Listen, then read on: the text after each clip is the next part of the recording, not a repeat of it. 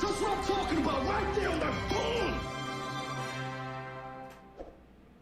Hey gang, I'm JP and welcome back to Talking the Orville live show Splosion. It's a new week and that's another week closer to season 3 of the Orville. Still awaiting the big announcement as when we can get the Orville in our faces for season 3 so we can start watching it, start talking about it, start loving on it, start getting all close and cuddled up with it. You know how we do as the Orvillians, you guys. We are the fandom. We're the best fandom. And we are just excited. I'm excited. You know I'm excited. Anything the Orville, I'm always excited. And I have new plans as new things. I've just made some decisions on my next Orville What If the Orville theme song, which would be, I think this time I'm going to be doing What If the Orville was the A team. So I'll be working on that soon. Also, I have the new Orville song. You know, I always do song parodies for the Orville a couple times a year. I'll give you guys a sneak peek. In 2017, it was a very good year. Boom, that's a little sneak peek of the song I'll be working on. And I'm finally going to start doing, now that I've had the privilege of picking Mark Zekri's brain in my interview the other day with him, talking about the Twilight Zone and him being an expert on the Twilight Zone. I was able to pick his brain on how to do commentaries, because it's been on my list for a very long time to do all episodes of the Orville, one at a time, 26 I think at this point, fan commentaries, doing my own spin on commentaries for every single episode of the Orville. That one's going to take me a while, because that's a lot of episodes.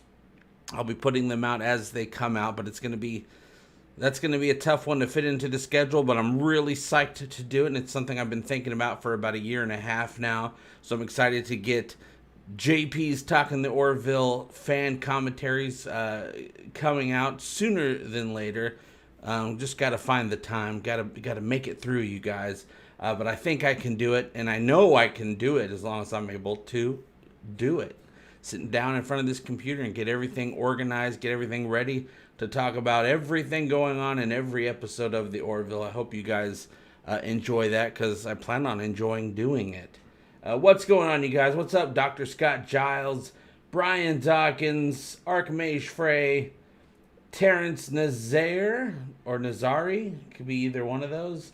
But I got Terrence right. I'm pretty sure I'm right on that one. Colin Skywalker, Bob Grimes, Stephen Klein, Paul D. What's going on, you guys? Felix Reinhart, Old Man D, Roosevelt Republicans of America, the RRA, Concerned Onlooker. What's going on, you guys? Stephen Klein says, JP, my theory on the Union Central sign is that the 4-star is actually early days of Union Central, which will be revealed in a time travel episode. Ooh, very good. That's a good one, because like I've been saying for months now, I am pretty sure we're going to be doing some time travel stuff in Season 3 of the Orville. I think it's going to be a big thing for Season 3. I mean, we've seen hints that they're going to be going to the Wild West. I mean, it could very well be an environmental similar thing going on, but it's kind of weird to go back to that same program now that we've opened the can of worms when it comes to Dr. Aronov's anti-banana ray and what it can do for time travel. Now that we have traveled through time in Season 2 using that device, I'm sure Isaac and John are going to keep working on that thing and seeing what they can get it to do. And they might actually just need it, because maybe somebody else did some time travel and messed things up, and now they need to go figure out what they did and go back and fix it, you guys.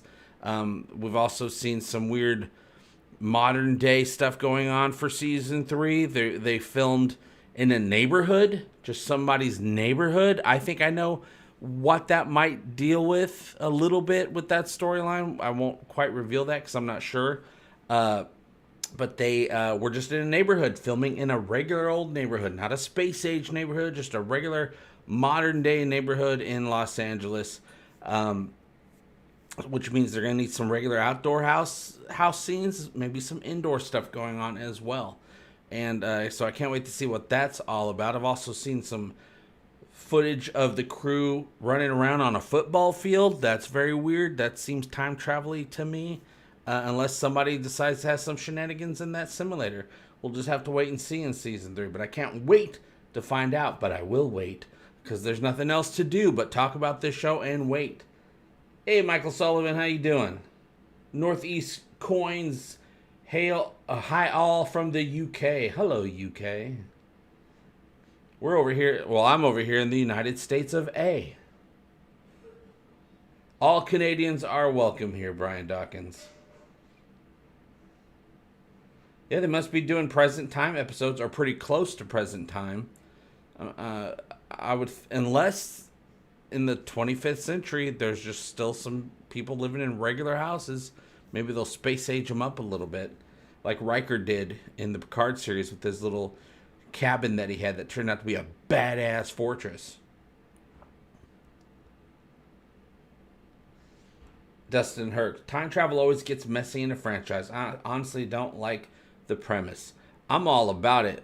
I'm all about time travel, but yes, it can get very messy. But if any show, any team of writers, any showrunners can do it right, it's going to be those that are working on the Orville. I have full faith of the Orville, you guys. I always have, because they've proved themselves. They've earned it. Oh, that's right. Orville goes 1,000 ways to die in the U.S. 1,000 ways to die in the past. I keep waiting for a thousand ways, or is it a million ways, or is it 1,000 ways that die in the West, whatever number it is. I keep waiting for it to become available to stream somewhere for free, and I just don't have it. It's always a pay-to-play thing. I'm like, no, I want it to be paid for it within one of the services I already have, because there's a lot of damn services, you guys.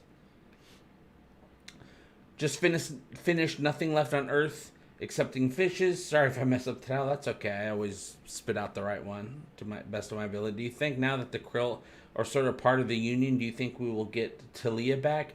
I very much think that we'll get Talia back. Now, last week I did a little bit of stalking in a fan way.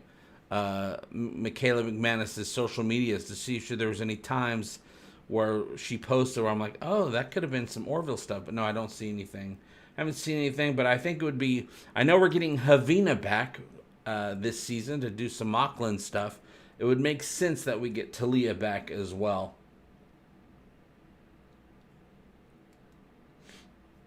JP said my name. Squee! That's right, Michael Sullivan.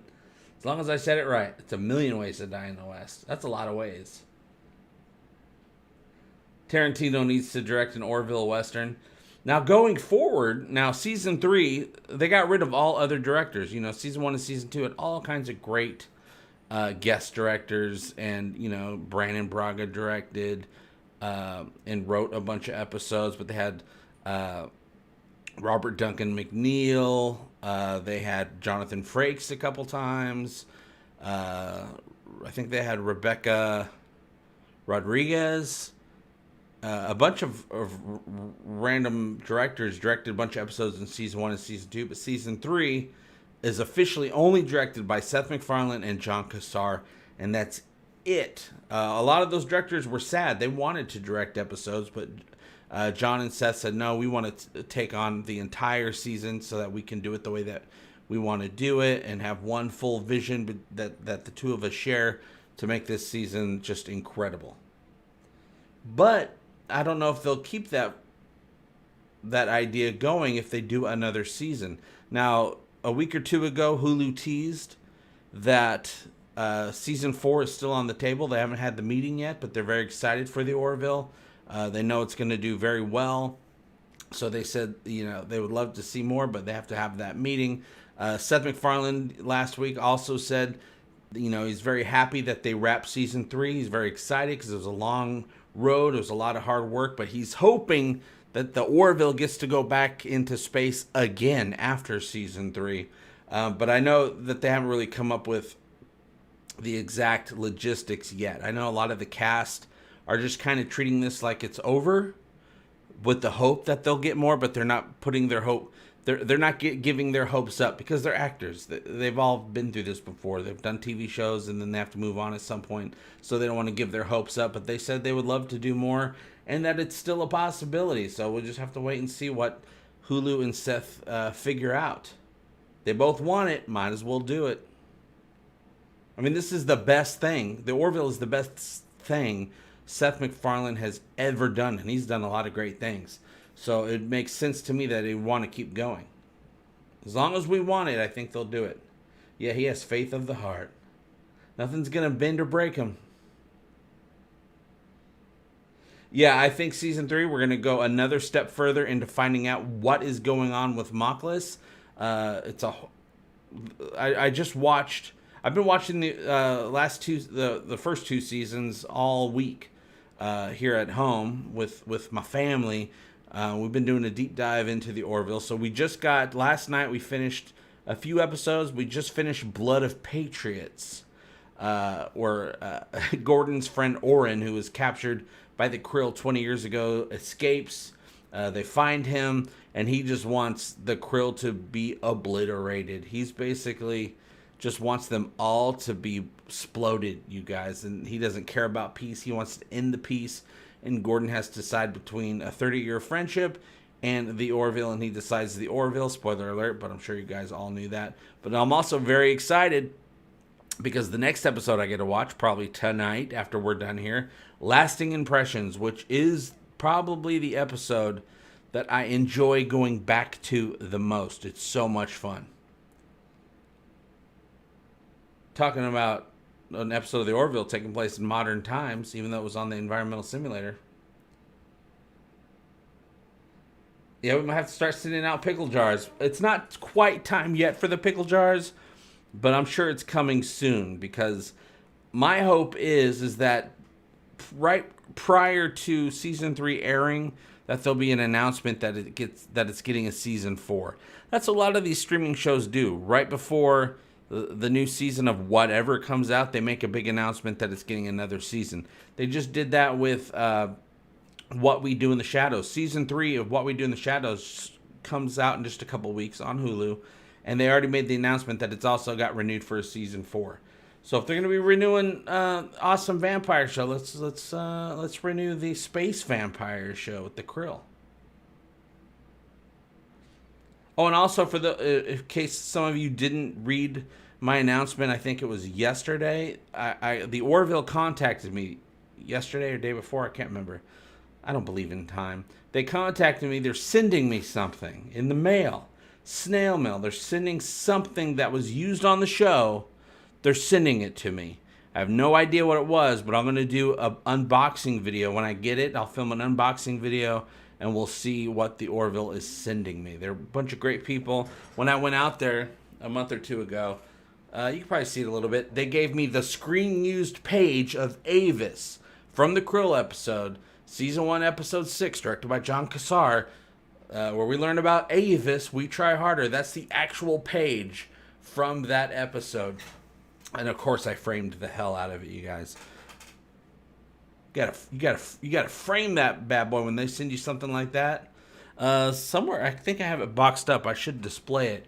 A couple years ago, they sent me a signed copy by Seth MacFarlane of The World of the Orville, which is a great book. Really great in-depth information and pictures and behind-the-scenes information about the world of the Orville universe. If you haven't picked up that book, it's on Amazon. I highly recommend getting it.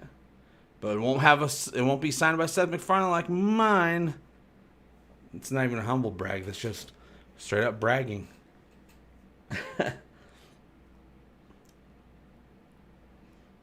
John Cassar lives in Canada and is a graduate of Algonquin College in Ottawa, Ontario. Nice. Yeah, he's a big hockey fan from... I follow him, and anytime there's hockey stuff going on, he's tweeting all about it. Now, of course, we might do an unboxing live stream, and then I'll have to cut it down into just a short episode that I could re-release for everyone else. You guys get to see it first, and then everyone else can see it later.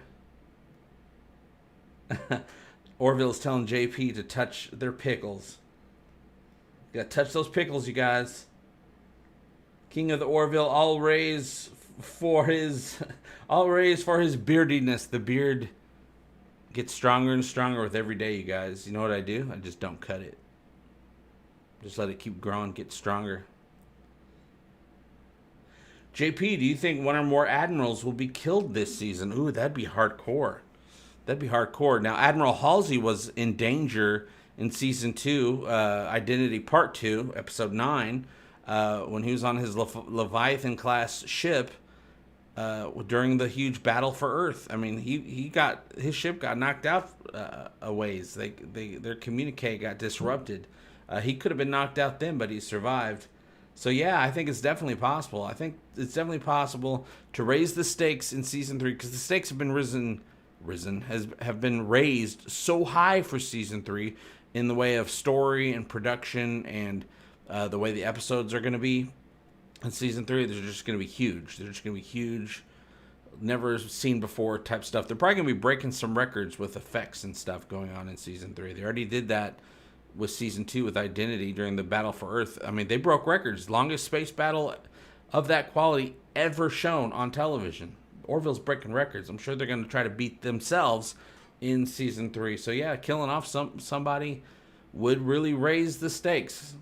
Doesn't really count if they kill Isaac, though. Isaac dies every season. He died in the Priya episode. He died in Identity Part 1. I think he got shut down one other time. I can't remember exactly when. I have to go back and see. I mean, I'll be going back a lot when I start doing these Orville commentaries for all the episodes. And then when season 3 comes out, boom, got to do commentaries for season 3. Gotta say, JP, oh man, seems to be working. You are doing more stuff these days since getting on it. Good job. Thank you. Well, my energy has gone through the roof since I started doing one meal a day. I haven't been as strict with it the last couple months, but I still pretty much do it. But there's other things that I want to do on top of that to really get it going that I haven't really started doing. But yeah, I still do pretty much one meal a day or sometimes 1.5 meals.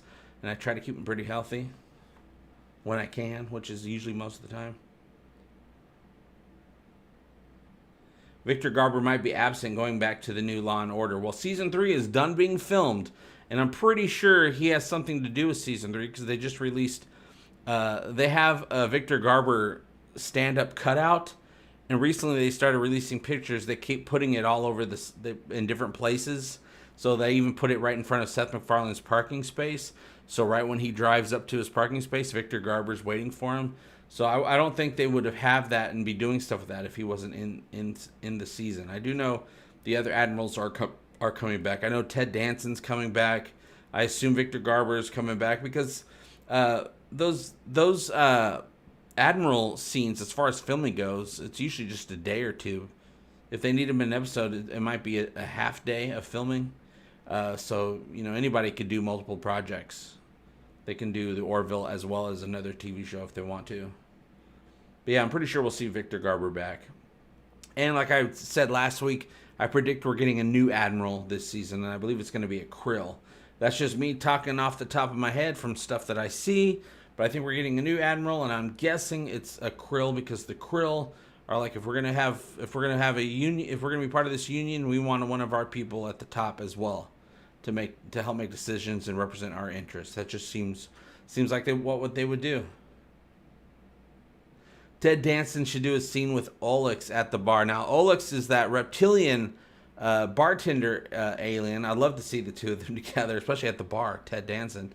Olix, of course, is played by Jason Alexander. Now, 2 years ago, prior to season 2 coming out, I was able to figure out that Olix was played by Jason Alexander.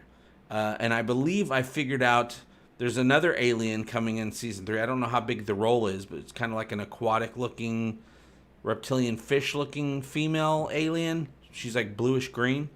I think, and I'm going to put a video out about it, about my thinking, but I think it's an actress named Alexandra Stamler. Jason Alexandra Stamler. I'm pretty sure that's who's playing it. I'll put out a video showing her and why I think that's who it is. This and that. That'll be later this week. And but yeah, I always have fun bringing out my Orville sleuth side of me to figure stuff out. That's just my jam. That's when I have the best time.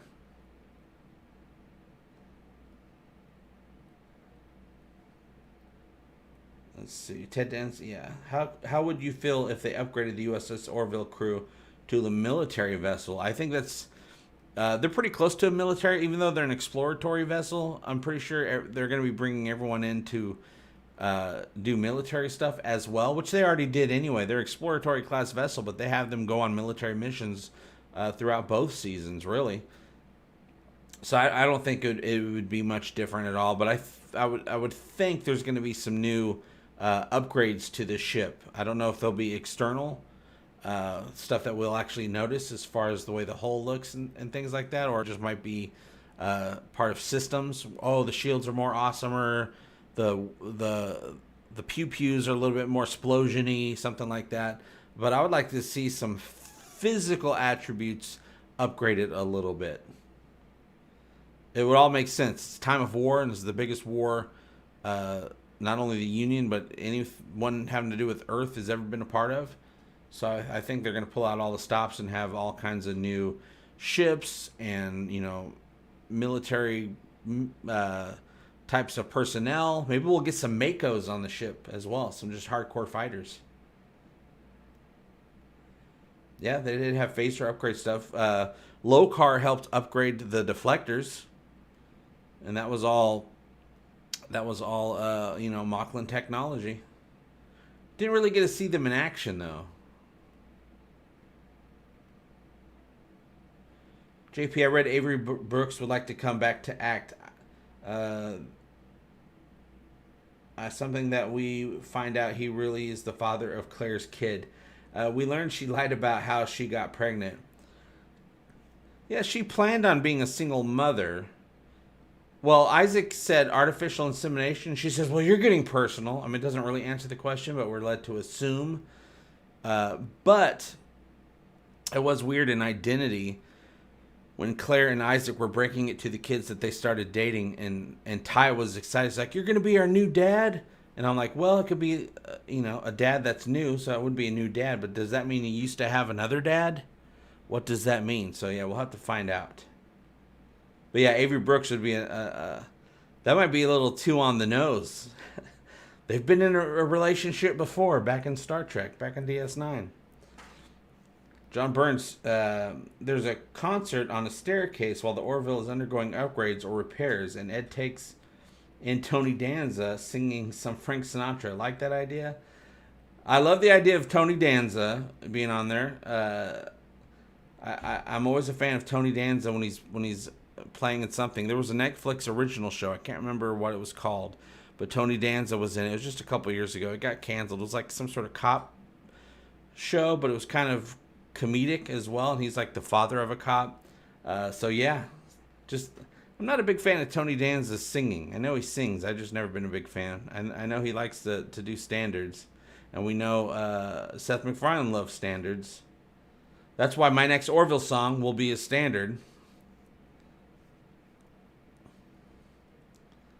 Yes, Avery Brooks being Claire's ex-husband would be great. Now, Penny Johnson-Gerald just yesterday, I believe it was yesterday, maybe it was the day before that, she was at the Star Trek Las Vegas convention. She was up on stage because, she's part of Star Trek as well. But she would not give any spoilers when it comes to the Orville. She says, but we are going to love it. That's how she said it. Love with a lot of O's. And I have no doubt that she's telling the truth. Gordon gets drunk and finally plants his flames and rainbow unicorns on the ship. I do wonder about that. I've thought about photoshopping flames and a unicorn on the Orville as a goof.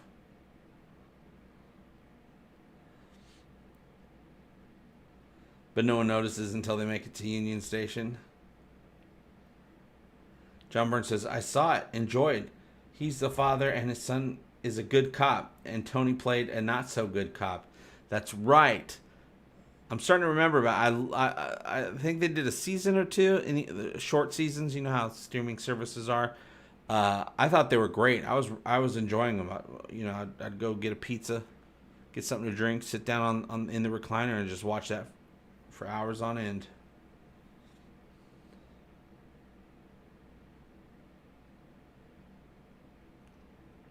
Colleagues, I'm sorry, I don't know any modern actors. Every actor I enjoy is either very old or dead. Tony Danza's pretty old. He was famous in the 80s. Might not have been famous in Canada.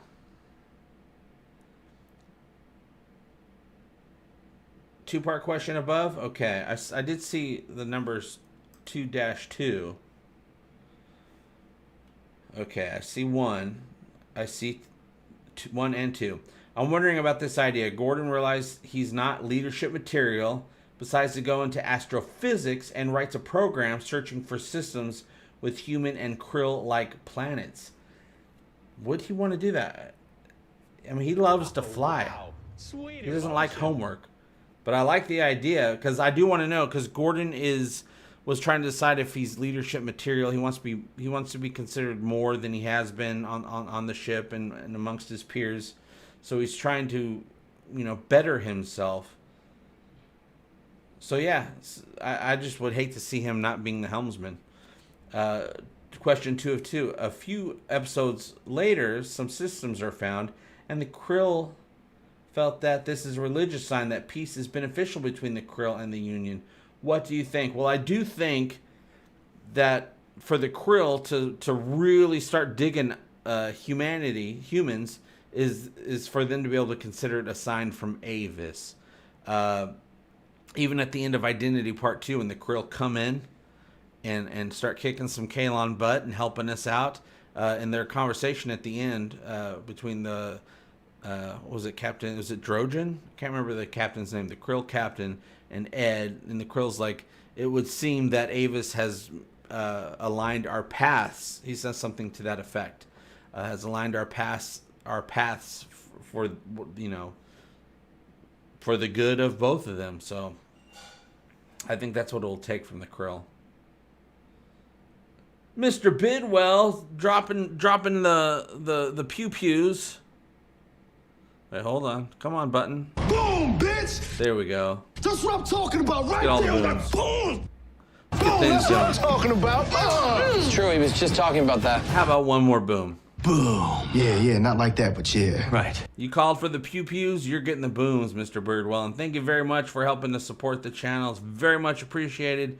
Very much needed, especially this month when it's a tough month this month, but we're getting so close to things not being so tough anymore. So close. The Orville season 3, when that starts revving up, which it already has as far as the fandom goes, we're going to be having really exciting times here. And we're going to be getting a lot of new people. People all of a sudden will start being interested in the Orville again. So I'm expecting that we're going to do pretty well for a few months. But man, I just got to make it to that first month. I'm hoping that first month is September. That's just a couple weeks away. But thank you very much, Mr. Birdwell.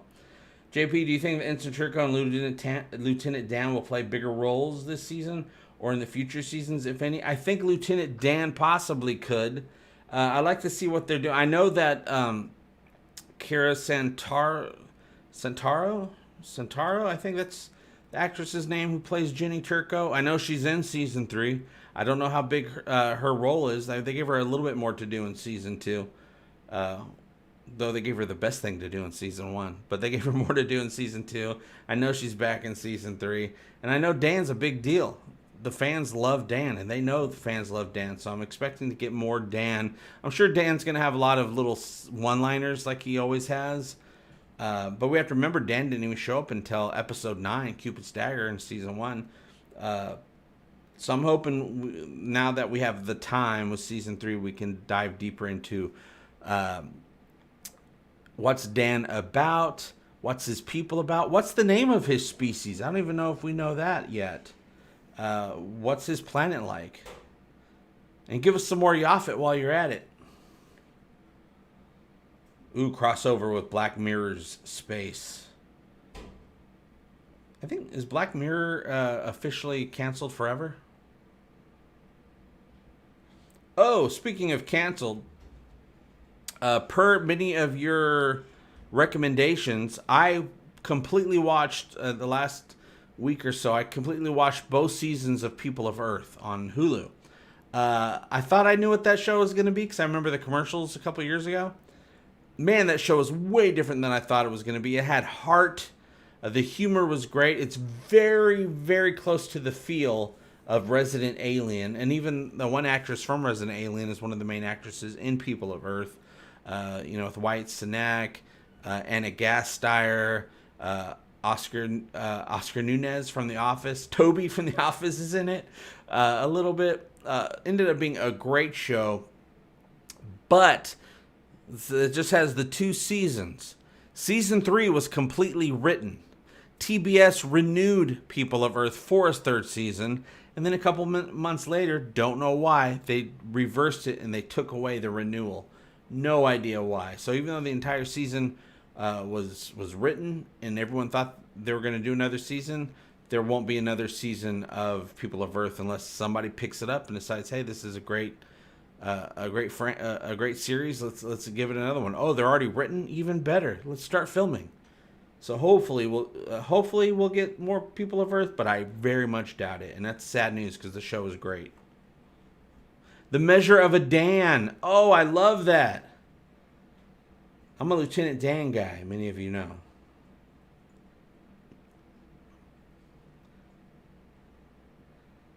I'm sad about the ending. Yeah, there was. It's one of those shows where they always have a kind of a cliffhanger ending. And they especially did a cliffhanger ending because they thought they were going into a third season. So they were another cliffhanger, and it turns out they're not getting the third season. So it sucks.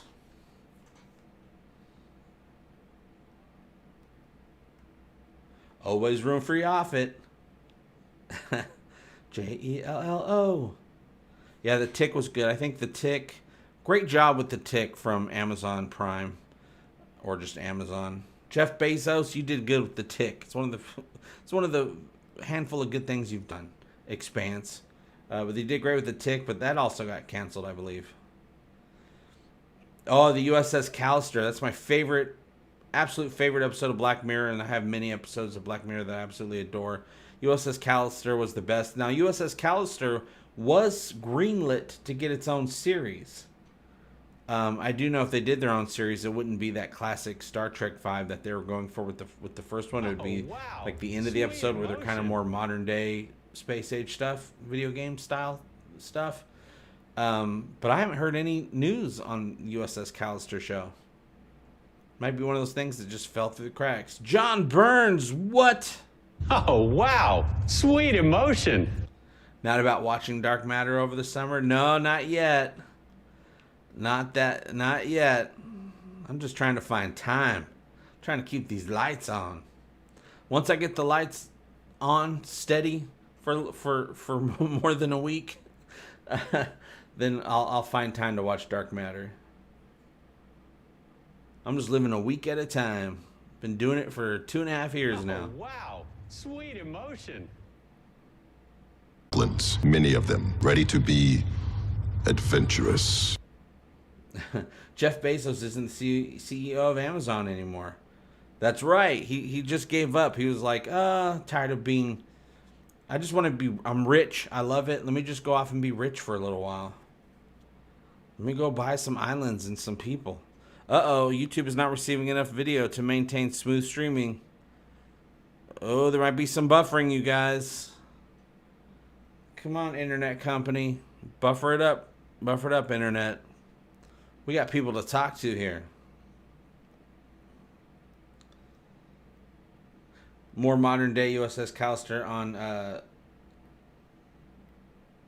STF Star Trek Orville.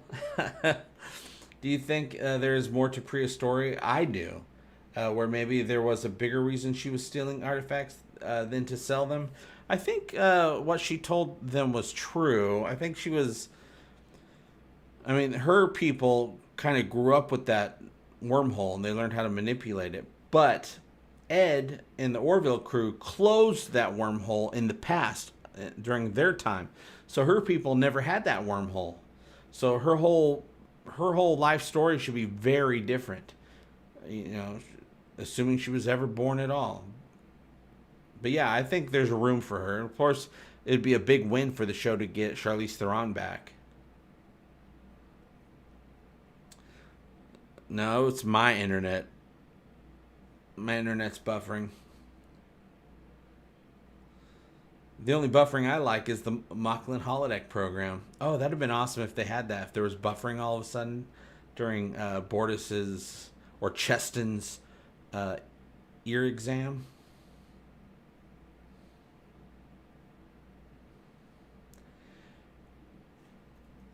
Have you ever thought about writing a story, maybe a script or short story that might be able to sell? You have some great connections in the industry.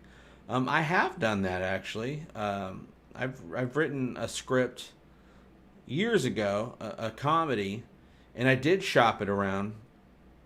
And actually, I had a meeting with the people who made Hot Tub Time Machine. And my story was a comedy time travel story. And they loved it, but they're like, we already did a comedy time travel story. We're going to have to pass. Brian Dawkins says, check your PayPal. Or check your pay, pal. All right, I'll do it right now. See, Brian Dawkins, what are you talking about? John Burns, man, you guys are just keeping these lights on. Oh, thank you so much, Brian. Brian did a super chat in the PayPal. That deserves a sound drop, methinks. Let's do something special. That's not one. Let's give it a... Hey, there you go. See, that's what I'm talking about. Sweet emotion. That's true. I was just talking about that. Thank you very much, Brian Dawkins. PayPal is keeping the lights on today. Thank you very, very much. John Burns. Tractor beam activated. It's pulling us in. Oh no! Name that episode, you guys. For me, it's not the lights that being on that are the problem. It's the smoke from the forest fires from British Columbia. Oh, is British Columbia on fire right now? That's engulfing my city. I'm wearing a mask. It seems like everything's always burning. I'm sorry to hear that the burning's getting close to you. I wish I could jump in a shuttle. Me and Gordon will come pick you up. Was your idea about time traveling in a duffel bag? No, I went supernatural with mine. The duffel bag reference, of course, is from Making History, an amazing show that was on Fox the season before the Orville first started in 2017. Some of the same people that work on the Orville worked on this show, so the comedy is very similar. There's a character that's very similar to Gordon a little bit. Making History, I highly recommend watching it. I did a review of it if you want to check out my review. It's back there in the video list somewhere. No, mine was a guy gets killed, gets hit by a bus or something like that, and he's completely reborn. He's reborn knowing everything he already knows. So he's not reborn just all of a sudden a new life. He's reborn into himself, his old life. So all of a sudden he gets hit by a car, lights, he wakes up being born. But he knows everything that he knows. But he's a little infant newborn being born, coming out of his mother into his own self. So he went back in time. So he gets to relive his entire life. And I have his whole life going all the way back up from being born all the way to that moment where he gets hit by the car. And to that moment again. And what he's done with his life, knowing everything already about his life and what he becomes. And it was a comedy, but what's the really funny thing about it is no matter what age he is, whether he's the newborn being born or he's a toddler or he's a high school student or whatever, we always see him as the adult from the beginning of the movie. So I have a great scene where he's being born, but he's a full-grown adult to the audience. To everyone else, he just looks like a little baby. So, that's always funny. You see a full-grown man with a beard, like in a walker and wearing diapers and doing all kinds of stuff. And he knows everything he knows, but no one knows that. Do you think the Orville universe could have an Easter egg to link to space above and beyond, since it's also owned by Fox, to tease that angle even if they do not use it or another? Well, they're always doing references to stuff. I mean, they've done references to Seinfeld. They've done references to Star Wars, Doctor Who, Indiana Jones. So, yeah, you might not even get an Easter egg. You might get a full-on direct link, because they're always talking about pop culture. Yeah, so he basically quantum leaped into himself. Absolutely.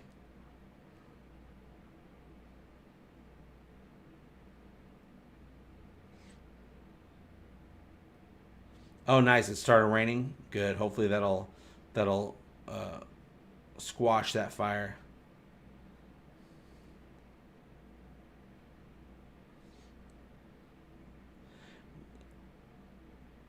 HPC2 JP, I think it's incredible how embraced you are by the Orville staff. It took a while. I know for a fact when I first started doing this, because, you know, I'd figure stuff out and I'd break the news of what I think I know, and it turned out to be true. I do know that Seth MacFarlane hated me for a while. I mean, he hated me. I mean, he's... I've been told he was going around set going, that egotastic guy, damn it. And... but then after a while, I kept putting out more stuff, and he figured out that I'm a hardcore fan of the show, and that I have a thoughtful side to me and all that. And now he's a fan. Thank goodness. I don't want to be on his bad side, but he's a fan now. He follows me on Instagram and on Twitter. I'm #blessed, you guys.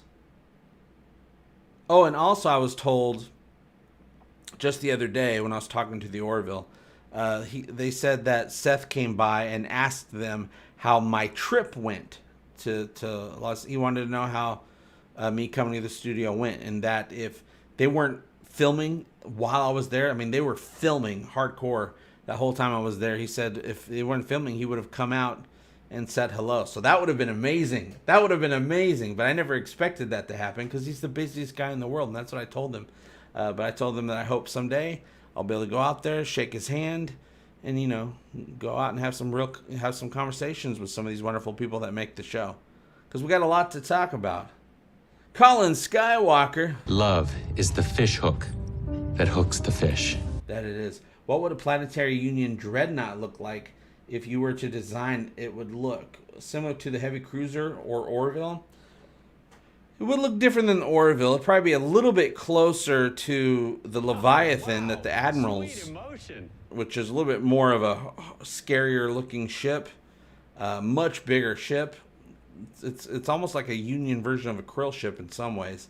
But I'd make it even bigger, more fortified, a little bit ugly, and with a lot of stuff sticking out of it. That's how I'd make it. And I think we might need something like that. I'm guessing we might be getting getting some technology shared with us from the Krill, so we might be able to see some of the cool technological stuff that the Krill have, because the Krill are able to take on the Kaylon, you know, pretty well, especially when they run in packs. If you'll notice, the Krill usually run in packs. They're usually like in a pack of 3 when they're going around, so they can show off their force, you know, how badass they are. They're predators, basically. So a couple of them can take down a Kaylon sphere very easily, though the Kaylon spheres can wipe out a lone Krill ship pretty easily as well. So maybe we'll get some of those, whatever they're using for their torpedoes and their phasers and stuff. Blue and green make yellow. Is that right? Blue and green make yellow? Blue and green? Or does it make... What's blue and green make? It's been a while since kindergarten, you guys. So I'm guessing their technology mixed with the Orville technology will make a new color of weapon. Though yellow is a little bit closer to what the Mocklin product weapons are like. They're more orange, but yeah. John Burns, did you get to see the video of Peter Griffin trading Meg to American Dad? No, I didn't. I suppose I could talk to the Orville. Okay, I'd go on American Dad. Let me know what episode that is so I could just look it up specifically. I'm real behind on Family Guy. So I'd hate to, you know, watch a bunch of episodes, 2 seasons worth.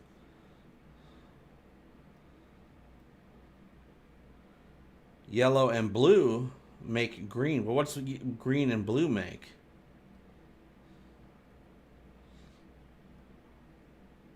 On a projector, yes, blue and green make yellow. Paint, definitely not. Definitely no.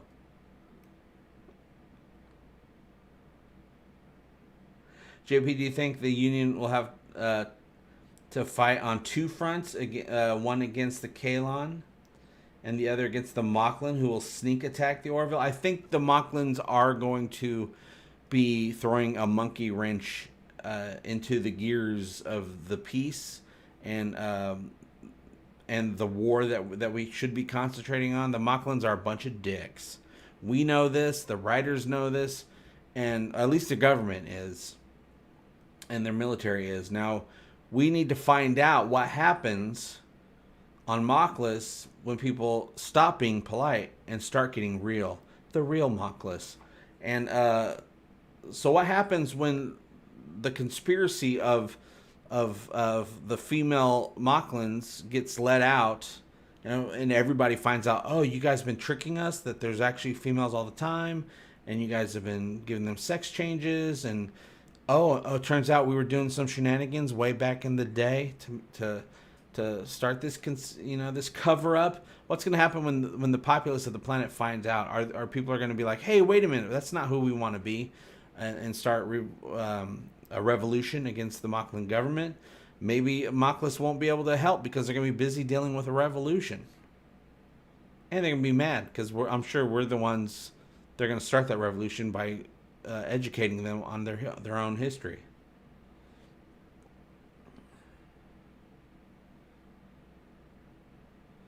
Where did the Calivan fit in? Well, I like to talk about the Calivan because the Calivan, I think, will come in because they're almost as strong. They're almost an equal match to the Kalon. But they don't care about anybody that's not technically advanced. They probably side with the Kalon. They would probably side with the Kalon. The only problem is the Kalon would not side with them. Because the Calivan, more than any other race, would be the biggest threat to the Kalon. And so the Kalon might decide, hey, let's play nice with the Calivan to get their help. And then we plan on betraying them. And then, of course, if that's the case, we'll let the Calivan know. And then maybe the Calivan will say, okay, we need to help you guys because these dudes are a threat to us as well as everyone else. Also, I always say that we left the Calivan with a new addiction to reality television. What happens to their society now that it's been... now that reality television has been introduced to them, are they going to be dumber than they were before? Are they going to need our help to figure out how to overcome this addiction to stupid television? We'll have to wait and see. I hope they do some sort of storyline like that. I would love to see the Calivan again. Matt Presley helping to keep the lights on. I would be happy to attempt sexual relations with you, Lieutenant. Dang. Isaac don't play. Thank you very much, Matt. Thank you for helping this experiment go forward. Yeah, we left those dudes in a mess. Everybody became instantly... Their faces became glued to the television, basically. Actually, the Calivan Zookeeper... Is that J.D. or J.T. Cullen from Star Trek? I think that might be the same actor that plays the gray alien on People of Earth. I'll have to look into that. I don't know for sure. Maybe one of you guys know. What's up, Samuel? How you doing? Samuel Mum. Welcome. This is for everybody. Chaloja! Chaloja one and all. I don't know. Is the U.S. culture moronic or in other ways terrible due to reality television? I withdraw my question. I would say yes. I was here before and after. I think reality people started thinking that's what life was supposed to be like, and they started portraying themselves as that on the internet, and the internet just blows up everything, and then it's all cyclical. It goes back into our brains, and we start regurgitating the same crap that goes into our brains, and then putting it right back out, and it gets dumber and dumber each time. Yeah, I said it. You heard me, internet.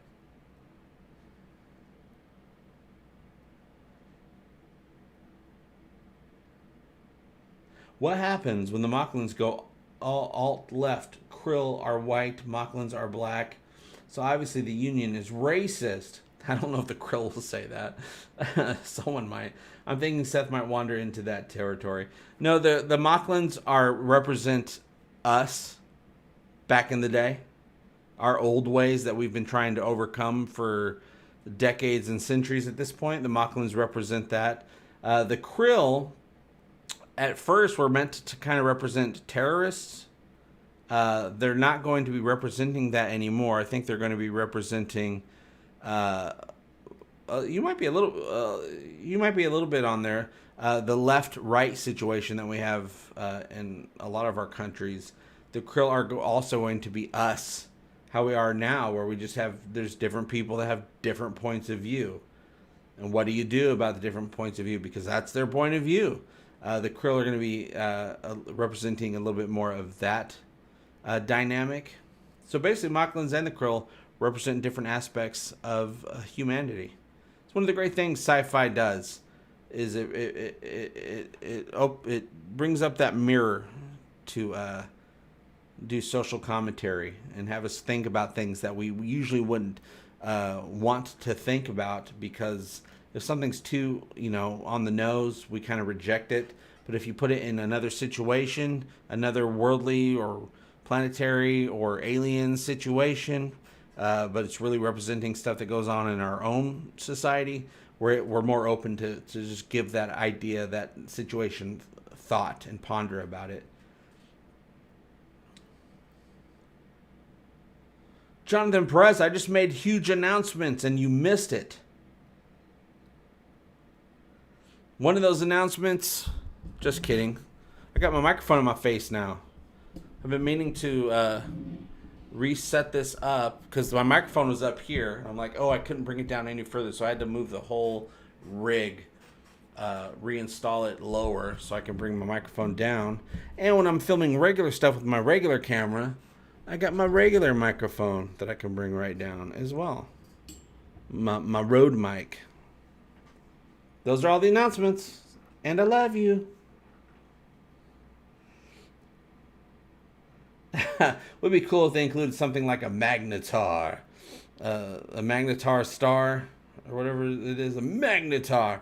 There's a magnetar joke all throughout. Stupid magnetar. All throughout the Orville Season 1.5 New Beginnings. They were studying a magnetar. And it was so boring. They had a mission opportunity came out, and Gordon's like, "Oh yeah, I want to go on the mission," because he was so bored of the magnetar. Orville Nation. Really? This is my job? How did I win at life? But I did. I won. Yeah. Orville Nation, thank you for keeping Egotastic FunTimes talking to Orville alive another week. Very much appreciated. Oh, wow. Sweet emotion. JP, I would love to see a Krill and Orville crew exchange and how they function on each ship. Yeah, we've pondered the idea of Talia coming on board during a crossover, because she's had the most experience with humans. Hell, she pretended to be a human, so more than any other Krill, she understands humanity, or at least a little bit about humanity. So we're thinking Talia, but of course Talia was a spy. Maybe that disqualifies her, but I'm sure Ed will hold out an olive branch if the opportunity comes. And, maybe he'll want to start dating Talia, getting to know her. Maybe a real romance will spark between the two. Oh, yeah, and we got more Orville comics. The last one just came out a couple months ago. Digressions, Part 1 and 2, which entirely takes place in the alternate Kelly timeline. Might be my favorite, just because it's really a true part of canon. I mean, you're meant to watch season 2 tomorrow, and then read Digressions, and then watch the season 2 finale. They all tie right into each other. But the new one's coming out in October, the end of October 20-something, 20th or 22nd. And that one is, I can't remember what it's called right now. I know what it's called, but I forgot. But it's going to be awesome. There's some weird astroarchaeology teacher that used to be Ed's teacher back at Union Point. He comes on. He needs Ed for some sort of thing, and shenanigans happen. I can't wait to see what it is. Kind of gives me a little bit of that Colonel and Nescar vibe from The Next Generation, when Picard's old archaeology teacher came on board.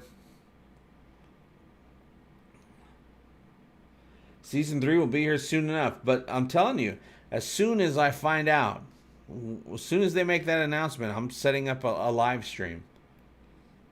And we're going to talk about everything that we learned, because I'm sure there's going to be a lot more announcements coming along with the premiere date announcement, so we'll be talking about all of it. Thanks, Alicia. Yeah, I've had this Yeti mic for a couple years now.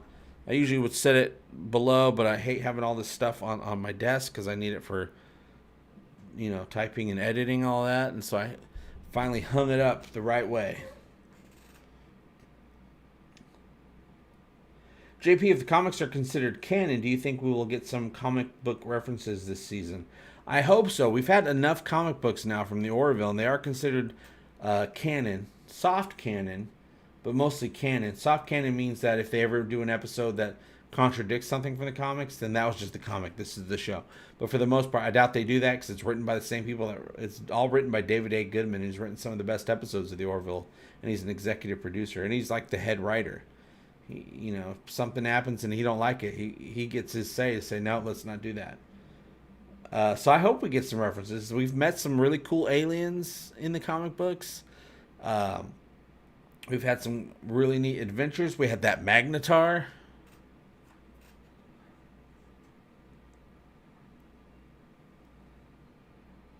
Yeah, I can't wait for season 3 to get here, but we're going to. Yes, I watched Lower Decks. I enjoyed it. I enjoyed it just like a regular episode. It didn't really feel like I was like, oh my god, it's the second season. It felt like it was just more of the first season, which I really enjoyed. But I'm a huge fan of that type of humor, and I love all the. You're never going to get more Star Trek Easter eggs in any other Star Trek show ever than you do in Lower Decks. Lower Decks is a animated, highly comedic tribute to Star Trek by Star Trek fans. Those people know more about Star Trek than anything. They're huge fans of Star Trek, the people that make that show. But it wasn't... I enjoyed it, but I wasn't, like, super thrilled while watching. I was just kind of enjoyed it while I was watching it. Some of the episodes of Lower Decks, though, like, I really, like, get excited watching them. And the other ones were like, yeah, that was pretty okay. This one was more, okay, that's pretty good. But it didn't really stick with me. But I can't wait to see Boimler on the Titan this week. Maybe that's what it was. I was really looking forward to seeing Boimler on the Titan, and we didn't really get much of that. Just got a quick little shot at the end of the episode.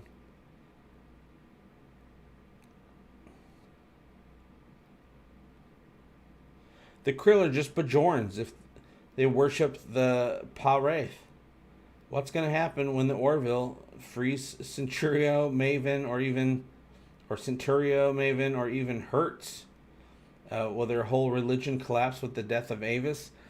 I'm very interested to see what happens to the belief system with the Krill as they start learning more and more about non-Avis believers. Yeah, Yaphet is in season 3. I don't know how much, but I'm sure it's a pretty decent amount, because I'm sure Yaphet is probably still going after Claire. I'd like to see Yaphet maybe get another girl to harass. Ooh, we are going to have Charlie Burke in season 3. She's the new girl on the ship. I have my predictions that Isaac is going to flirt with her in an attempt to get over Claire, or at least to make Claire jealous so he can get her back.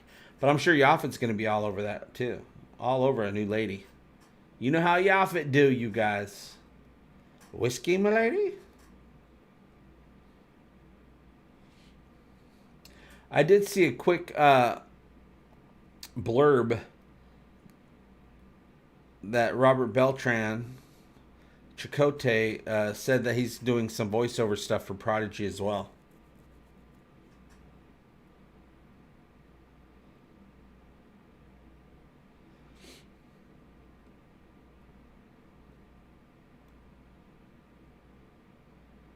Always Censor says, just watch your Twilight vid with Mr. Sci-Fi.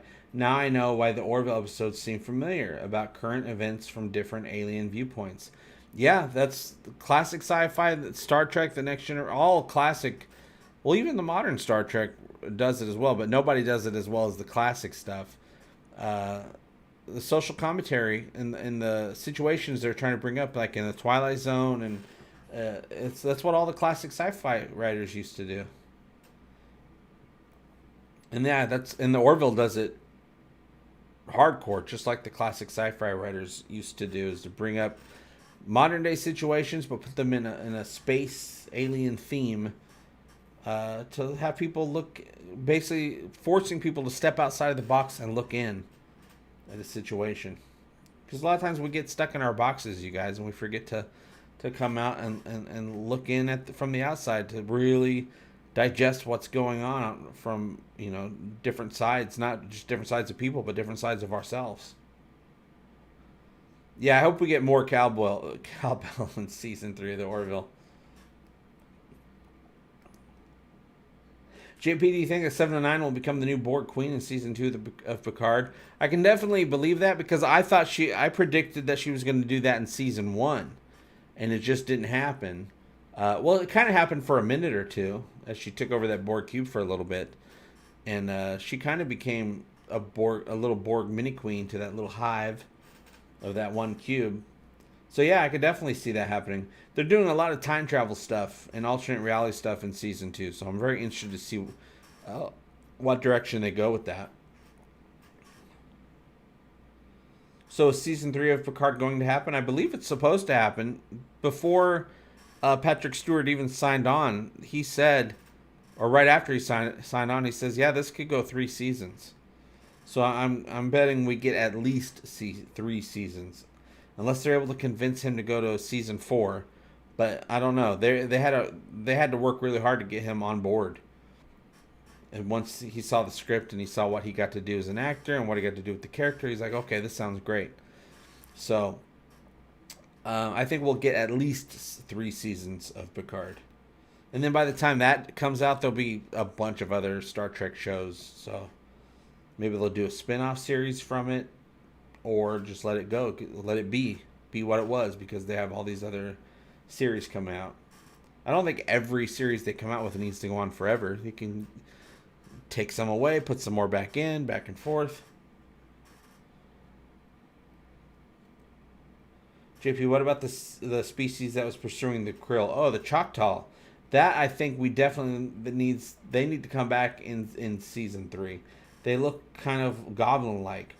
Will we see more of them? That's kind of a cool situation to explore. Are there trolls, dwarves, gnomes? Yeah, these are some weird dog, monkey-looking, troll-looking things. The Choctaw, the krill were kind of afraid of them. They were able to kick some krill butt. I mean, they totally boarded that ship and started. I think they probably won. So I think if the krill have an enemy, they're going to probably want, if we want them to help us with the Kaylon, they're probably going to want us to help out with some of their issues as well. So I would think we would see the Choctaw again. I know that I'm pretty sure we're going to be seeing Unk again in season 3. He's the porn peddler on the Orville. That big old porn peddler alien. Pretty sure that he's coming back in season 3. It seems like I saw them some behind the scenes on one of the social medias of them testing out the suit again. The Unk suit.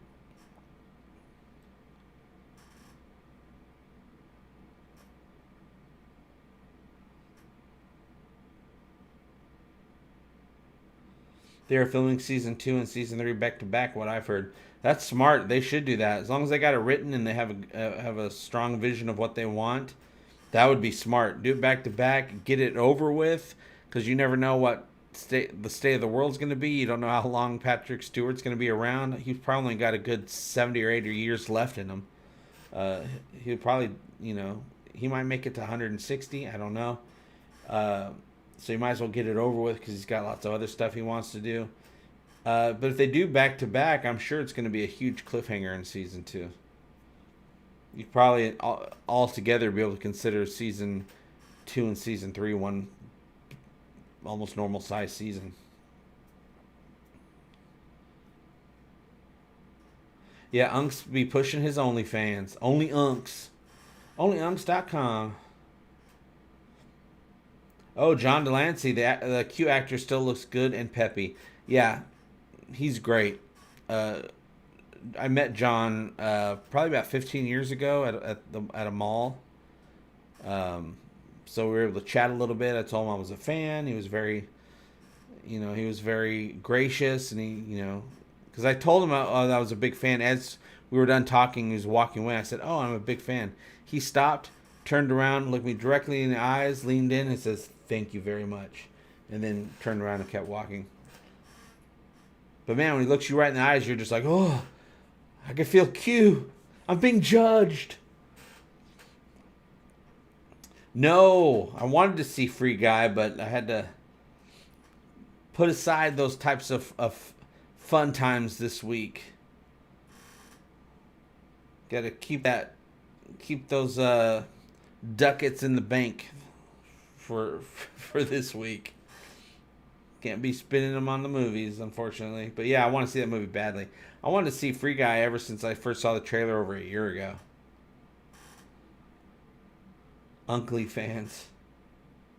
Since Kelly was considered a god on one planet, do you think they may make Avis a real alien that visited the Krill and introduced that new race? It'd be an interesting twist. Yeah, what if Avis was just an alien that came down and had some, just fooled around with the people of the planet, just like Kelly unintentionally did in Mad Idolatry. Now, my theory is still holds true. I just watched it again the other day.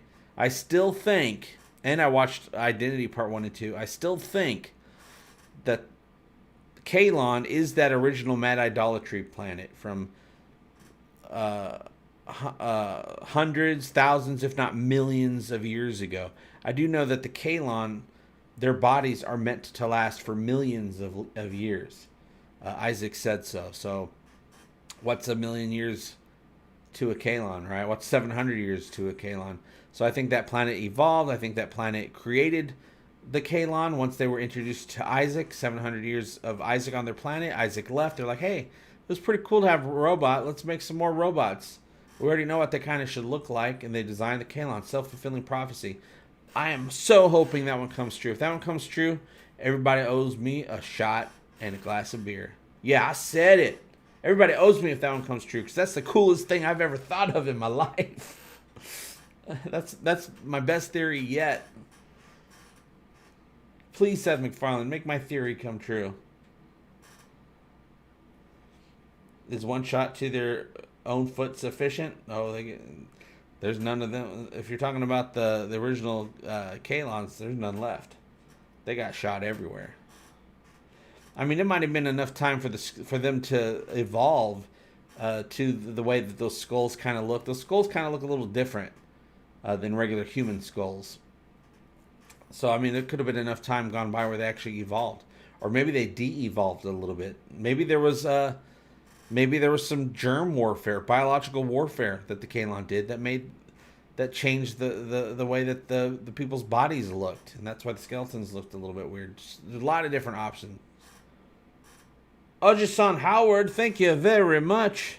The tingles. I feel as if I have been standing my entire life and I just sat down. Jaloja, finally, 1 year now to release. Jaloja. Now, if you go back, you guys, I remembered this. I actually predicted that Jaloja. Well, at first I predicted this wasn't that hard to predict, but I predicted that the Jaloja episode was going to be about Bortus peeing, and it turned out it was about that. But also, I predicted it was going to be called The Great Release, and it was called The Great Release. I went back and watched that prediction. I was like, oh my God, I called it The Great Release, and that's what it ended up being called. Because I was just thinking, what would I call it? I'm like, oh yeah.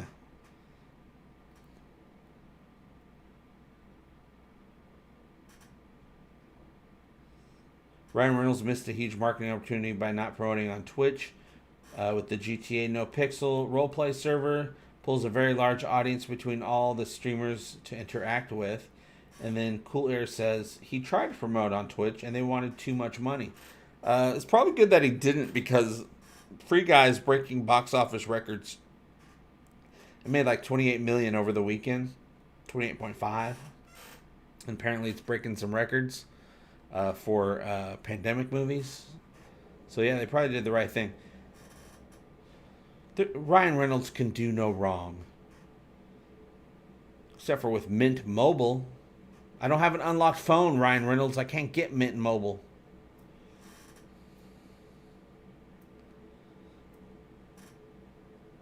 John Burns says, I need at least 50 years to complete my memoirs. Patrick Stewart, 25 per Patrick and 25 per Picard.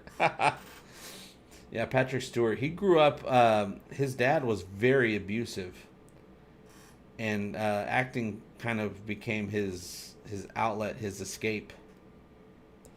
That's why he went hard with it. Seth and the writers do pay attention to fans. They do. JP, you have to stop giving them your best ideas for free. There is a reason Seth is following you. He's taking my ideas.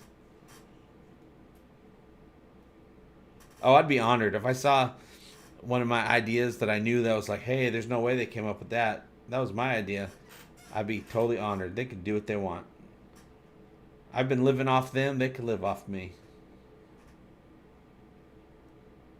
The Orville should have a Deadpool cameo. Or at least get Ryan Reynolds on there. Man, that'd be great. What would Ryan Reynolds play? Probably a crazy alien.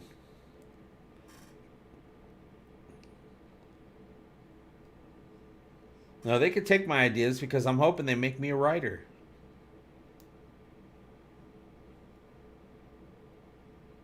What if Dan gets sent into the past and he was Avis the whole time? Oh my god, let me look. He has a big head. He's making people he's squashing people into pancakes. And then the Krill will just take the mythology and start making them look ugly and scarier because he has a big head. I can see that happening.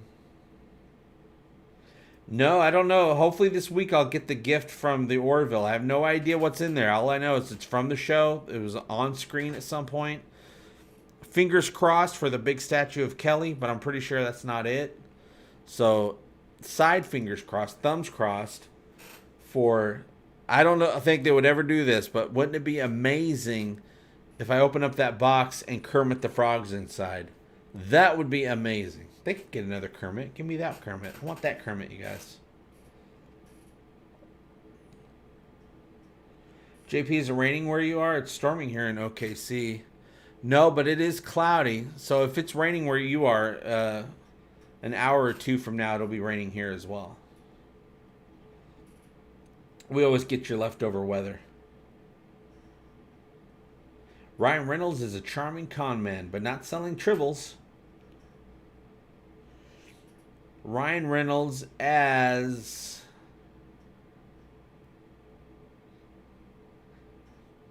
I was going to say Gordon's handsome brother.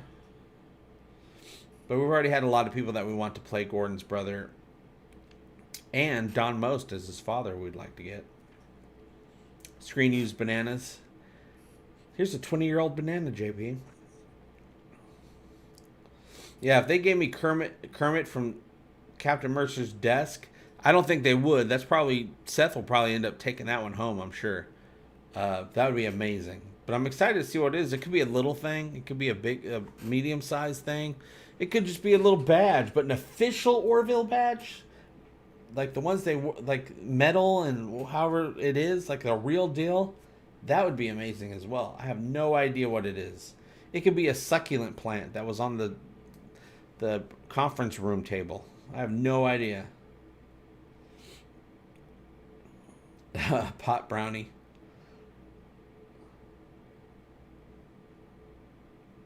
JP, I would love an episode where they get hit by an anomaly and the ship and the crew become animated characters of themselves.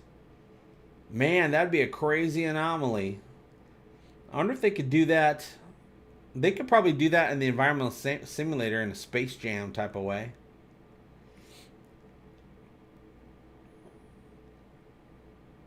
Yep, Ralph Mouth. Oh, yeah, what if it's a little Orville model like that's on one of the shelves from Captain Mercer's bookshelf behind his chair? Yeah, Seth probably has it in protective custody. Yeah, I'm getting a jar of pickles. Oh, but there was only one jar of pickles ever used on the show, and that's the one that was given to Captain Mercer by Alara in episode 3, season 2, Home. That would be good. That'd be a good jar of pickles. I mean, I'd eat them, but still, I'd still have the jar. I mean, I'd probably put Mr. Potato Head salad in it, but yeah. Oh, that'd be awesome. Isaac's Mr. Potato Head pieces would be awesome.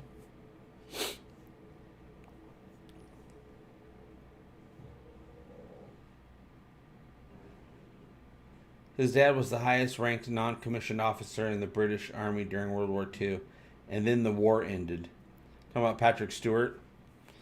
Yeah, he was a hardcore officer. Hardcore officer. His soldiers were like, yeah. I remember I'm saying, what did his officers say about him? Like, I can't remember, but he was like a hardcore military man. And he got home, he didn't know what to do. Like the book King Rat, his father went from the pinnacles of life to scrambling for work in a post-World War II depression. Yeah, and a lot of those men came home. They all became alcoholics because of what they've been through, understandably, and there was no real mental help back then or support groups or anything like that, really. No clothing size. Yeah, those jar of pickles were gone a long time ago. Oh, Gordon's leg. Oh, that'd be amazing. If I got Gordon's leg, I would put that thing right on the wall behind me. I don't know. It could just be a little thing, a little souvenir. I have no idea. I'm excited to see what it is and see if I recognize it from something. I know it's something Screen used. No idea. No idea. It could be the Pictionary picture that Gordon drew. What was it, a bowl of oatmeal or something like that? I can't remember. On Lasting Impressions. That'd be awesome, too. My Orville uniform is hanging up right back there. Right behind me.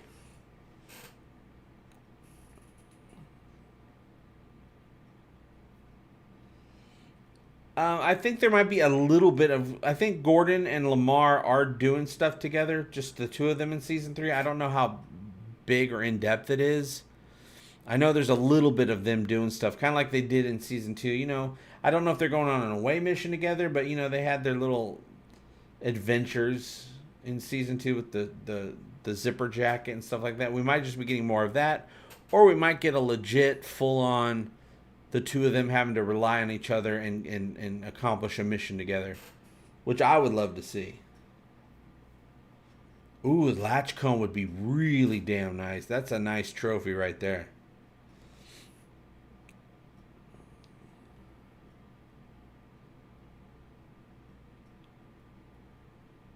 A pack of Border Smokes. I want the whole 500 pack. 500 cigarettes. Oh, I would like that as well. Chris Rickard says maybe the voting button from Majority Rule. That would be cool. I would like to see what the real badge is like. And they made a ton of them. Hell, they might just be giving me one of the biological Kalon skulls in the caves. They were giving those out before Season 2 as well. They might have some left over. That'd be awesome. That'd be awesome to put right on the shelf.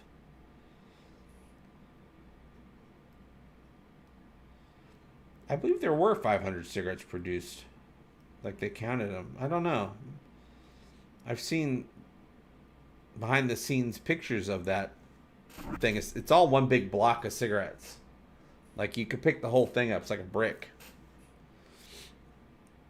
I didn't count them though. That's a good one. I should do that. Alicia says it's 486. A Kalon head with the guns. Yeah, I wonder if they actually really made those. I know they were digital. I wonder if they actually ever really made one, like to present somewhere. The voting button preloaded with 100 million downvotes. No! Because if you get 10 million, you get lobotomized. What if it was the Krill Bible? I forgot what it's called. The Ancana. Well, I already got one page from the Ancana. I doubt they'd give me something like that. They'd probably want stuff like that for like a museum or something like that. All right, Paul D. Go get some rest. Maybe they send you the Twinkies. Absolutely. Oh my God. Oh God. My God. This is so good. This is unbelievable. This is unbelievable. That is so good. All right, you guys, I could stay on for about 5 more minutes, but I love these chats. Absolutely love these chats. You guys keep me excited for the Orville and the Orville universe and all the stuff that I got planned that I'm going to try my best to do. Orville, all 26 episode commentary. That's my next big project. I've started working out the format in my brain, so I'm almost there to start trying out. I'll start with just episode 1. Old wounds. Start there and just keep moving forward. That'll probably take a couple months to get them all completely done. I got my new Orville theme song parody, or my Orville song parody, which is going to be based on Frank Sinatra's "It Was a Very Good Year." 2017, it was a very good year. So I'm going to start working on that. I got my new theme, Orville, What If the Orville Was theme song. I'm going to do What If the Orville Was the A-Team. And plus, I have a few more episodes of just regular Talking the Orville news and predictions to come out as well that I've already got planned. Oh, I don't know. We need to start getting those Orville conventions going. I think we'll probably just see more and more Orville areas added to the bigger conventions, like Comic-Con, things like that. The last in-person Comic-Con, San Diego Comic-Con, they had the Orville Experience, which was an entire off-site Orville museum, basically. And the whole cast was there. They had a great time. They actually used one of my songs to create a video for it, which was, I was very honored for that. So you can hear me singing. They put a video together for the Orville Experience, and you hear me singing, so that was great. And so I think we're going to get more and more of that, probably on-site next time. So we did the off-site, now we're going to do the on-site, which is where the money is. Well, that's where you spend the money. Avis. Instead of the car rental company?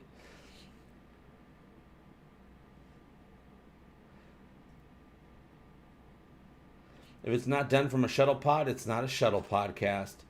Oh man, if I had the money and the space to build a little shuttle pod set, oh, we'd be filming from there for sure.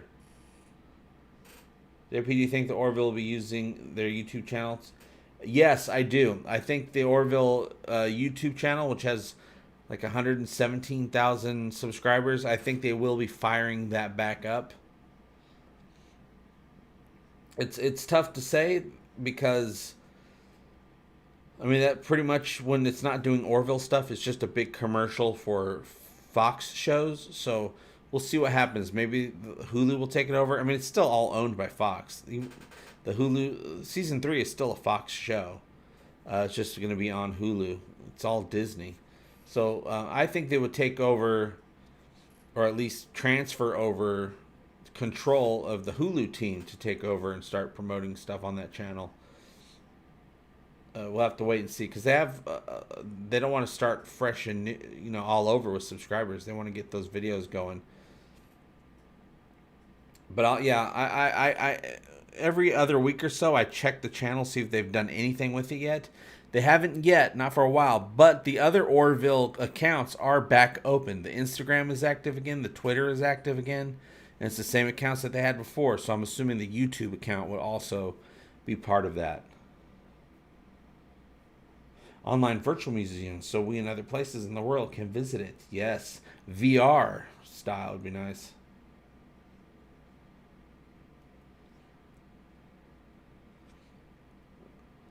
I had the shock of my life. Captain Ed works with his ex-wife on the Orville.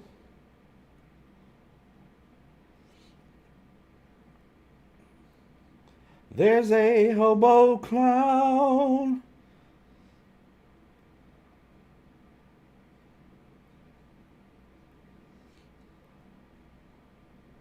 But yeah, it'll be...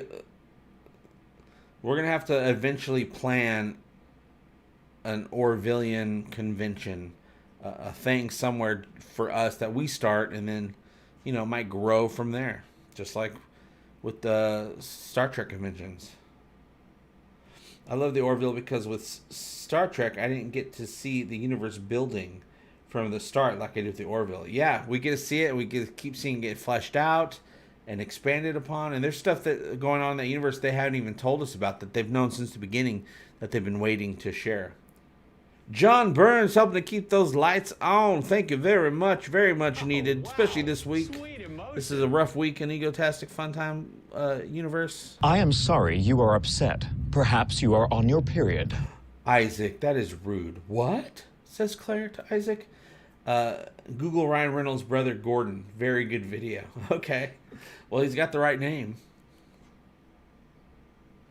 No news on when season 3 begins yet. My earlier prediction was Christmas, but now they're saying it might be earlier than that. So once we get the final the final announcement, there's nobody on this planet that's not going to hear me yell it from the rooftops on YouTube. I'll be going on. I'll be letting everybody know. Everyone in the galaxy. The JP1, the J-Pod.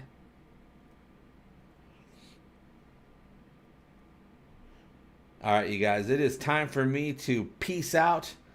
Go say hello to my family. They're all home. I've been in here. See what everybody's up to. Crack some skulls if they're not doing what they're supposed to do. Which I don't know what they're supposed to do. But I'll see you guys very soon, and I thank you so much for all your support. Much more coming out this week, and I'll see you very soon. And as always, I hope all your times are egotastic fun times. Love you. Bye-bye. Egotastic fun time, we're gonna have a great time. Egotastic fun time, give me all your money. Give him all your money. You will find it funny. Just give me money. I love money. Give me all your money. Give me all your money.